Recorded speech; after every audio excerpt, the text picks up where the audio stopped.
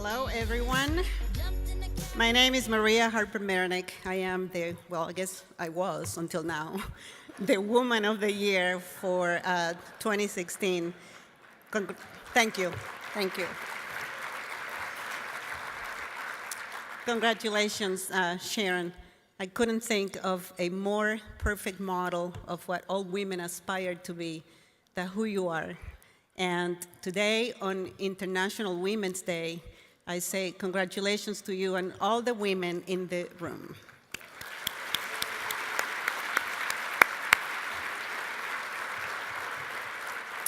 And actually, I think women should be celebrated and respected every day, but we'll take today. Thank you. But I have the honor of introducing the Man of the Year, Neil Giuliano. So allow me a moment to read some of the highlights of his professional life. Within the healthcare sector, Neil was CEO of San Francisco AIDS Foundation. He oversaw the largest sexual health clinic in the United States, serving 20,000 patients a year.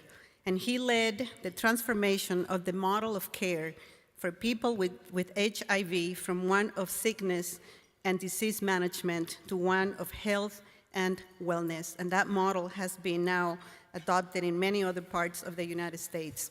Within the entertainment and art sector, he was executive producer of the GLAAD Media Awards on the Bravo Network, bringing fair, accurate, and inclusive stories of LGBT people into 80 million homes. He was also the executive producer, I didn't know that, Neil, of a sold-out one-night Phoenix performance of Oscar winner Dustin Lance Black's play 8, which told the story of marriage equality.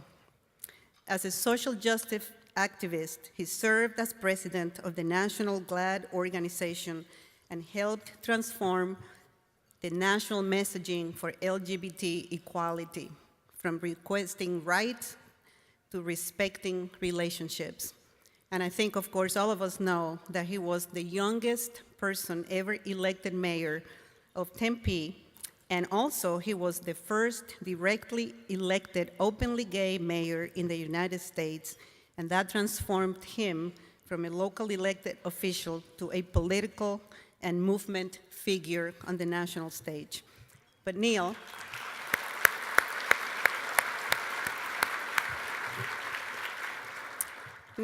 I have admired you for many, many years because when you were mayor of Tempe, I was living in Tempe, and I thought he was one of the hippest people I knew. And I wanted to be like him.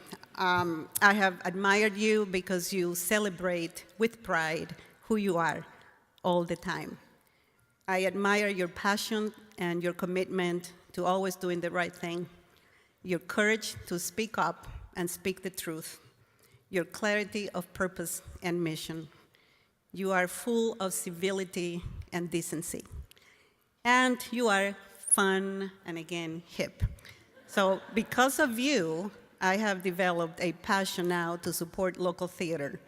And it started because he posts great reviews on Facebook, and I thought, wow, that sounds cool. So I went, and now I'm going all the time. So I want to say thank you to you for all that you do, because you are the kind of person that we need in our community more than ever. We need your courage. We need your ability to speak up.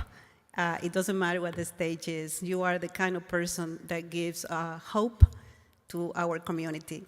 So let's watch a video now, a video about Neil. Ladies and gentlemen, the one and only 2017 Man of the Year, Neil Giuliano.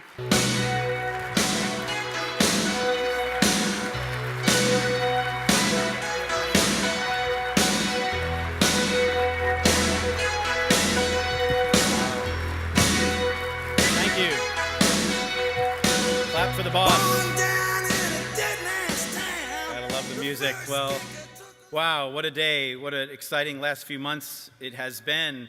When this announcement was made last November, I kind of felt like last year's Oscars when they went up there and said the winner is La La Land. And no, wait, it's not La La Land, it's something else. I kind of expected that to happen. Pleased, of course, that it didn't. from one of the movies that had a Best Song nominee just the other night, if for those of you that are pop culture people and might have watched it. All the shine of 1,000 spotlights, all the stars that we steal from the nighttime would never be enough illumination for my immense gratitude for this tremendously generous recognition. To Valley leadership, Dave, the entire Valley leadership team, to Angie and Sue, the selection folks, Sarah and all the people on the board, the volunteers, anyone who had a hand in this, you have enriched and warmed my heart, and I thank you. Part of me totally wants to break into Sally Field right now. You like me. Right now, you really like me. And I guess I just did. I want to thank my brother John, who's here, a dear family friend, Anne-Marie Forrester, for representing my family today. Those of us that are left, there aren't that many of us that are left, unfortunately. The GPL staff, many of the GPL members who are here or ensured that they were represented here today, we thank you. I want to make a special thanks to many of my chosen family who both live in the Valley and those who flew in from all corners of the country to be here today, from Miami and Washington and all over the place. That really means a lot to me. Everyone at my tables, would you raise your hands really quickly? I love you all. I do. I really do love you all, but that was for a different purpose. If any of them at that table, those tables, say anything about me, do not believe it. Don't believe anything those people say. I want to congratulate Sharon Harper, the Woman of the Year. Sharing this experience with you, Sharon, has really made it very, very special. Sharon was one of the people that, in the discussion process, compelled me to come back to Arizona full-time to take on the job at GPL. And as my boss for my first 2 years, was just such a tremendous source of support, getting back into the community and networking and giving me the update on the lay of the land of what's what in the region, because I had been commuting for work for 10 years. And I really, really appreciate it. Sharon's a Woman of the Year many times over with all that she has given to the community.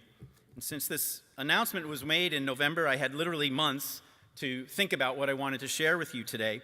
And now here we are.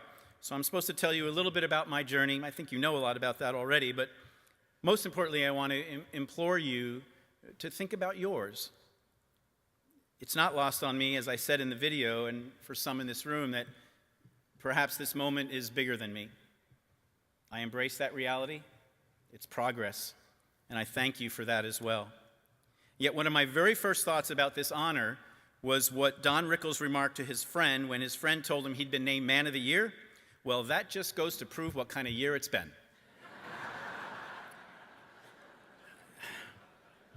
Maybe that's true. Seriously, some of you may have seen my personal mission statement. It's on my Facebook, it's on my LinkedIn, it's on my Instagram profiles, heck, it's even on Tinder and Grindr, which is probably why I don't get very many dates. Who is this guy? Swipe left. To live impactful with authenticity, intent, and purpose. To live impactful with authenticity, intent, and purpose. That's what I strive for personally, professionally, and how I tried to govern as an elected official through the challenging, the good times. And yet, as I'm appreciated for all the very nice things Maria mentioned earlier, thank you, Maria, and my other friends who were in the video, thank you very much. The 10 or 20 of you in the room who actually read my book know that my standing here today is not destiny fulfilled. Making this all the more meaningful to me and hopefully for others is the reality that things could have went a very different way in my life. And even months now after the announcement, I still feel like a somewhat unlikely recipient of this tremendous honor. I don't see myself in that same light as I view the past recipients. And to be added to this list of such significant Arizonans, makers of Arizona history, starting with Senator Barry Goldwater in 1949, well, it's overwhelming. And I wish I had time to tell you some of my Barry Goldwater stories, but I don't. I'm just a guy with a desire to make a difference, who started early in life to fill that desire to serve. And it was rooted in the fact that doing so was how I could first be accepted. And that was vital back then because I knew for the longest time I wasn't like everybody else, and it scared me. And even as an overly involved young college student, fearing that I might never fit in or amount to anything, I know most of the people in this room, you can't imagine that perhaps, but for some of us, that's the way it is for a while. Until I could accept my truth, I thought it might be better if I just didn't have a future to worry about. Now, those very dark moments, those flirtations with tragedy, were tough, but they actually propelled me to take on and accept any job, any responsibility, any little office that any little group would be willing to give me, because it gave me purpose. It was at first an ember, but it was a purpose that over time and with maturity grew into a flame, no pun intended. When I finally had that look in the mirror in the 70s, folks. And in 1983, Dr. Betty Asher, who was then the Vice President of Student Affairs at ASU, convinced me to stay in Arizona and work at ASU instead of moving east after finishing my graduate degree. And one time she came to my little office in the basement of the Memorial Union. This is the VP of the university. And she handed me, I was a program coordinator. She handed me an application for Tempe Leadership, Class 1. She said, "You would be good at this. I think you should join this group. I'll write a letter for you." Well, okay. And I did. She saw something and believed in me, and it literally changed the trajectory of my life. And so the truth is, it is I who must thank you and honor you.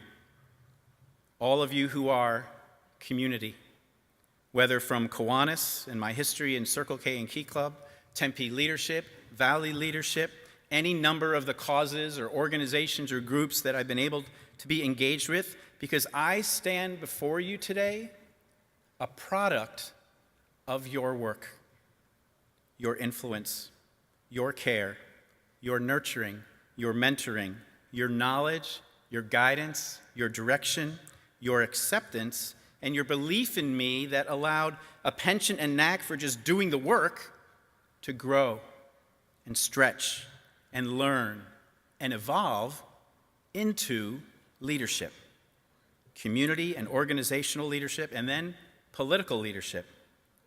Now, I'm not your only successful product, of course, but I'm the one here today, and so I say thank you.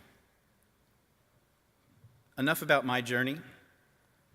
I want to talk about yours, because I know some of you, and I know the profile of the kind of people who are compelled to be here today in this room, even if I don't know you personally. And I challenge you to think about your own path, your own journey of personal leadership development, your mission, and its level of authenticity, intent, and purpose. What's ahead for your path to greater engagement with community, with the Arizona community? Has a complacency set in, perhaps, that must be challenged? If you're comfortable all the time in your various roles as a leader, the answer is likely yes. Comfort is the enemy of progress. And as a people and a community, only when uncomfortable have we found the opportunity to significantly advance together. Think of Arizona's history, the success, the movements, the milestones of achievements over so many years, over 100 years. And when someone said, "It's too hot to live there," someone else said, "What if we push air over ice and blow it into the structure?" When someone said, "It's a desert, there isn't enough water to sustain a robust living and economic environment into the future," someone else said, "We will make smart decisions so that it will be a vibrant and strong economy dwelling in a desert." When someone said this semiconductor industry is going to explode and we aren't yet ready and competitive enough, someone else said, "What will it take? Because we need those jobs to create a better future." When someone said that river bottom project will never happen, it's going to be too expensive, and someone else said, "Find a way. We're going to figure it out, or we're going to stop talking about it. When someone said, these are just state universities and there are limits to what they can do, and someone else said, they must do more to meet the growing needs of Arizonans into the future, and there are no limits to our innovations and what we can do. And when someone said, the people aren't ready, they won't understand. And someone else said, we must lead and tell them in more compelling ways. So my question for you today is, as leaders, are you someone or are you someone else? We're not naive. Don't expect you'll always win. But will you be someone or someone else in your path to greater leadership involvement? Because I believe there's an energy and a desire in you that make good and better things happen when the paths of other people will touch yours. And you, and all of you, you need to be there and let that happen. You must accept that opportunity to lead. We'll talk further about leadership in our fireside chat here in a minute, so I'm going to leave you with this. Leadership is foremost about people, knowing, understanding, respecting, and engaging with people to accomplish a purpose. The subject matter and the complexities and the decision-making will be nuanced and will change constantly. But people are always people. And you know, in the end, the big end, our things, our accomplishments, our accolades won't really matter a great deal. But the texture and the clarity and the care with which we have influenced and touched the lives of other people, that will speak with great vitality of the precious gift of leadership we've offered and been for other people. Towers of gold are still too little. These hands could hold the world, but it would never be enough to adequately express my thanks for having been placed into the history of this community as the 69th Man of the Year. I thank you.